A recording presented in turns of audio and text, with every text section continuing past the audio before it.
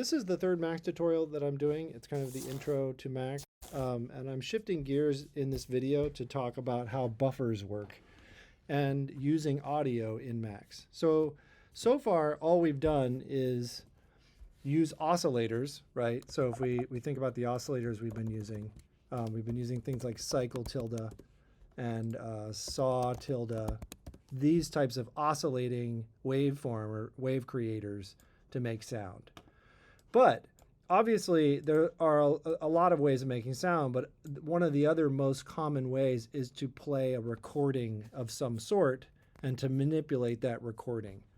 So today's lesson is going to be about creating a Max patch that plays an audio file, and then we can use the operations side, the Max side of this program to manipulate the playing of those audio files in real time and create sequences and stuff with audio files. For instance, like a drum beat or something like that.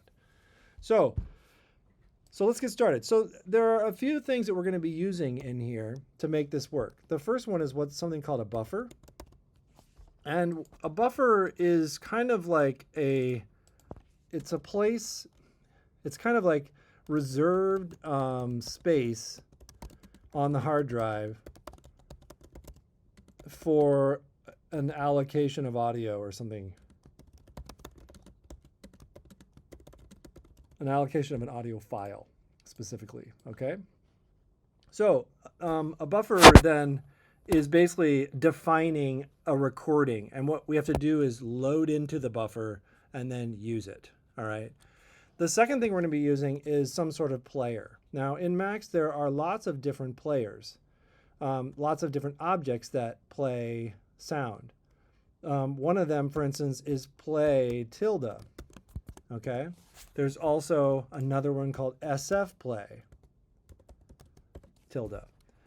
I think there are even more than this. If we go to the help file, actually, there's a good way of seeing. If we go to help file, if I go over here to the little question mark, see the question mark here?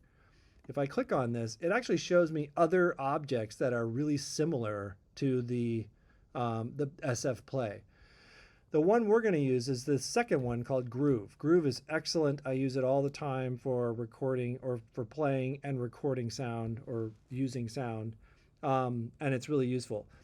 MC is basically a multi-channel audio file manipulator. So anything that's called MC dot means multi-channel, but you can see SF play or play is here as well, and then these are other objects that are related to SF play in the help file. So as I mentioned, we're going to use the groove tilde object. Okay, now groove tilde is really excellent because it gives me lots of flexibility for making a sound and using a sound.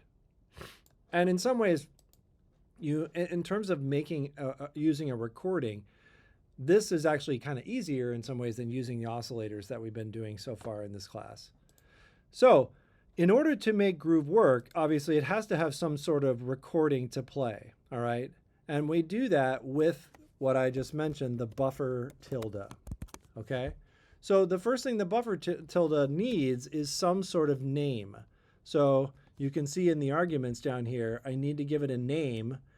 I can give it a duration if I want. I can also give it the number of channels, which is really common to give it the number of channels. So what I'm going to do is call this just audio 1, okay?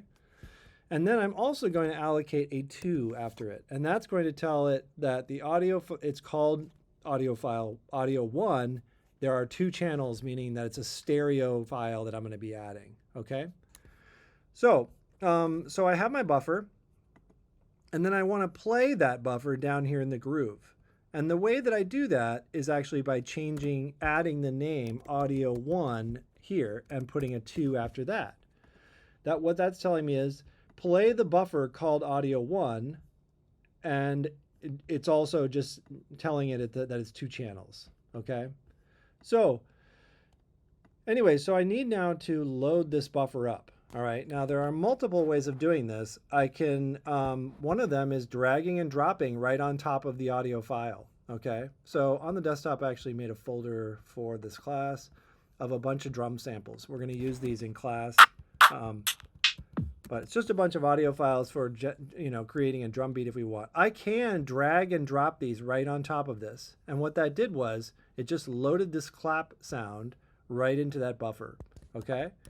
And if I double click now on the buffer, you're going to see the audio file up here at the top, okay? Now this isn't a great way of doing this because you can see all this empty space after here. What it's doing is it's actually, the buffer I think it has a natural setting of like 1 second or something like that. And my audio file, because it's a clap, is really short, okay? So it's not playing the rest of it. So one other way that I can do this is load a message called replace. And what that will do is it allows me to load a buffer, and it will actually replace the buffer that's there and make the buffer the length of the audio file. So I'm going to click on replace, and you can see it pops up with a dialog box. So these are actually the audio files I'm using for a piece I'm writing right now. And then I'm just going to go to that same folder. So let's go down to drum samples, and I'm going to choose the clap. Okay. So you can now see the clap is actually showing the length of the clap. The audio file is actually 250 samples long, roughly, right? That extends past 250. But it's basically less than half a second in length. And it's really useful to double click on the buffer because that will show the buffer up here, okay? Now remember, the buffer name and the buffer file name are not necessarily the same thing, okay? So I called this audio 1, but the audio file that is loaded is called clap, right? Clap 1. And again, this name is meaningless. It could be elephants, okay? As long as the groove and the buffer match, then it's going to work, okay? Now that I just changed this buffer name, the buffer is empty again, so I need to replace again. I'm going to put the clap back in there, open. So now I've reloaded this buffer with that clap sound. Also, if I double click on the groove object now, double click, it shows again the buffer up at the top. It shows me what is loaded into the groove object, okay? So there are a few other things that we need to make the groove play, all right? Now, first of all, I need my mute button. So let's go grab the mute button just so we have it. Here it is. I'll just grab this, bring it in here, and put it down at the bottom. No, we'll put it over here. Okay. The groove object needs other information, all right? First of all, it needs to know the speed at which the audio file is playing, which is actually a really cool thing you can do with the groove that I really enjoy and use all the time. So I can, if for instance, use the sig tilde object. I'm going to put a 1 in here, okay? Now what that's going to do is it's actually going to mean that my audio file is going to play at normal pitch and normal speed if it's a 1. Think about like take an audio file, multiply it by 1, you're going to get the same audio file. So that's the original version is going to be if sig tilde equals 1. There are other inlets and outlets on here. And if you click on them, you can see what they do. These two are actually really useful, the minimum and the maximum. They actually show me the end, the beginning. I can change the beginning and the end of where I select in the audio file, which is pretty cool. And then my outlets are channel 1, which is the left side, and then the right side is the other one, okay, is the middle outlet. The third outlet is actually, I can't remember what it's used for, but it's something like, it tells you when the loop is restarting or something like that. And so that's really useful. So there are a few other things then that we'll need to make this work. First of all, we need to obviously use some gains. So I'm going to grab actually a parallel set of gains. All right. Now this gets into a really important thing to talk about too. For the first time in Max, we're using stereo. Okay. You can see this is a stereo audio file. It has a left and a right. So if I only use one gain object, the problem is with this, right, is that I'm now taking the left and the right and putting them into one mono gain tilde object, which is going to make it become mono, right? So I don't want that to do that. So what I want to do is have two gain objects, and I'm going to actually connect them together like this. Notice that I'm going out the left or the right outlet of the gain and connecting it to the inlet of the other one, right?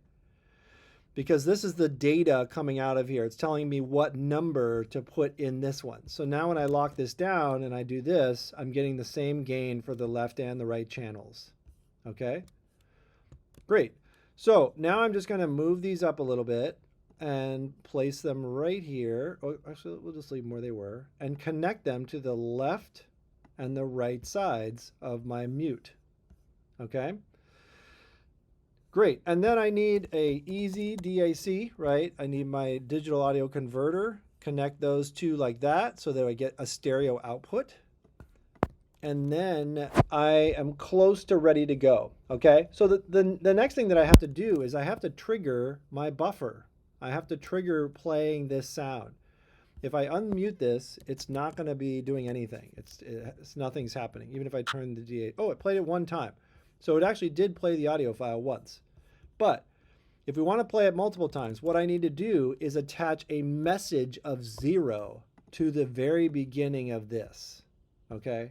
And notice here, I'm not connecting the 0 to the signal tilde. I'm connecting it to the groove object. All right? And what that's going to do now, actually, is make it play it every time I hit the 0. It's now playing my sample. Okay? And so that's useful. Now, what the 0 is saying is it's telling the groove object to play from the very beginning. Okay? So, for instance, if that 0 is actually not a 0 and it's a 1, or this is a really short sample, a 200, that is telling the max. Oh, it's actually too late. Let's try 100. Oh, maybe I'm wrong about this. Oh, I am. You know what? I forgot. I thought it was I thought the 0 was telling it to play from the very beginning, and then you could change that number. But I forgot about these inlets here, okay? So the first one, actually what these do, if I connect boxes to these, and I use these all the time in Max, is if I do now put a 100 in here, okay? What's happening is it's starting at sample number 100. So the idea is that it's slowly advancing the samples per second forward with these other inlets. All right. So in addition to that, there are a couple other things I can add to the groove tilde if I want to play this regularly. Okay. The first is making this loop. All right. Now, if I send a message called loop 1, if I have these two messages, watch this, loop 1 and loop 0, and I connect these again to the groove object, that is sending a message to the groove saying loop or don't loop. If I turn the loop on, look what happens when I hit 0. Well, that didn't work.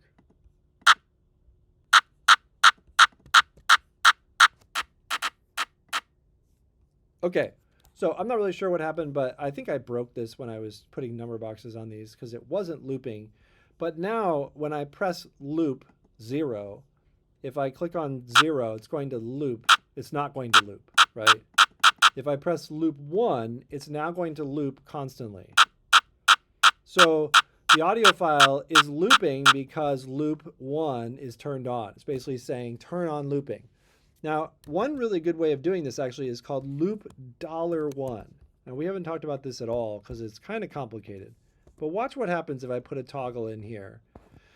So if I have this type of message, it's really cool. This $1 is really great because what's going to happen is whatever comes out of this is going to replace the $1. So watch this. If I connect another message box here just to show you what's happening. When I turn on loop, when I turn on the toggle, it says loop 1. If I turn off the toggle, it says loop 0. Okay? So that's what's happening. It's posting a loop 1 or a loop 0. If I connect a toggle to this term loop $1, the $1 is being recognized as, okay, whatever data is coming into this message, replace it with the $1 with that data. And so that's how we end up with this. So we now have a nice little toggle button for looping or not looping. Looping is on or looping is off. Looping is on or it's turned off. Okay? So that's kind of fun. The other thing, of course, we can do is actually manipulate the pitch and speed of this audio file. Okay? And I can do that really simply by replacing the 1. All right? Now, the thing to know about this is the way it works is, so first of all, let me do this over here. 1 equals normal pitch and speed. Okay? Now, Max, the groove tilde specifically works in a way like a record player, right? If pitch and speed are connected together, if I slow the audio file down, the pitch is going to go down, right? If I speed the audio file up, the pitch is going to rise. So if I go to a 0.5, that equals half normal or pitch, or I'm sorry, I'm getting this wrong. It's twice as long. Okay, it's an octave lower and twice as long. Okay? And so forth and so on. So I can also go the other way. If I go from 1 to 2, 2 equals an octave higher and twice as fast. Okay? And so forth and so on. So you can imagine, like, I can actually change the pitch of this a lot depending on what I do. So if we attach some messages, a 1, let's do a bunch of these. A 1, a 2, let's do the 0.5, 0.5. And then let's do another, actually, instead of 2, let's do 3. So remember, we're listening to noise here, right? This is a sample of a clap. So we're not going to really hear pitch as much, but you will hear the sample change speeds when I turn this on. So let's hit loop, turn it on, and now I'll go twice as fast and twice as high. And then here, this is actually going to be a third up. And then twice as slow. Okay? So that's kind of cool. So what I can do then also is like connect a float box to this and kind of do some crazy stuff while it's playing, right?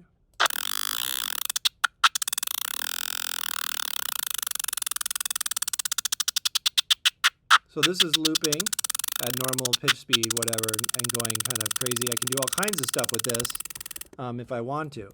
So let's actually pick a different audio file. We're going to pick something that's kind of a pitch, okay? So actually, let me go to this piece I'm working on right now, and we'll choose this scepter G. So this is a single note, just so you know. I think it's a G, but I may be wrong. I called it a G, but that doesn't mean it is one. I don't have perfect pitch. So, but if I hit play now, and we're going to hit 1, we're going to hear this at normal pitch, normal speed. All right, let me unmute it. There it is. So I can now, as you can see, imagine this is going to play it twice as fast and up an octave. This is going to play it actually a perfect fifth above that. This is going to play it an octave lower than the original, okay? And I can also use this to ramp it.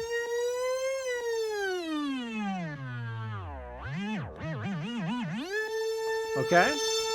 So, you can imagine there's a lot of different things I can do with this. It allows for a lot of flexibility with an audio file, right? There's so many things I can do.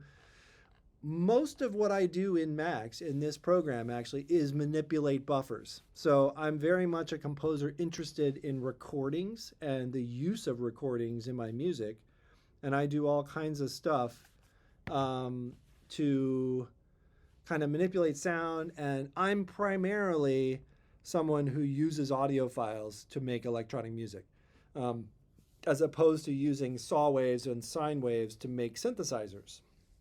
So my synthesizers are often made from audio recordings. Okay, anyway, so you can imagine too now, there's all kinds of stuff that I could do with this if I wanted to. Like, if I wanted to pulse through these different octaves, we could set up, of course, the Metro to do this, okay? So if I drag all this down, I could do a Metro 500, and then attach it to a counter that has 4 numbers.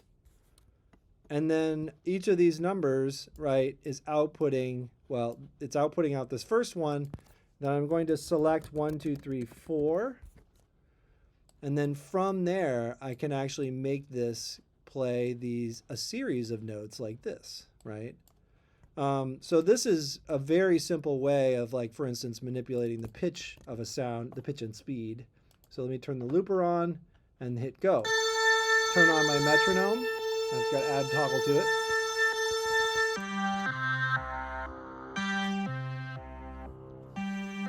Right, so what's happening, of course, is that the pitch is dropping each time through this cycle, through the counter. It's changing. If we wanted to see this, I could just attach these to a message box and then put the message box in the signal tilde.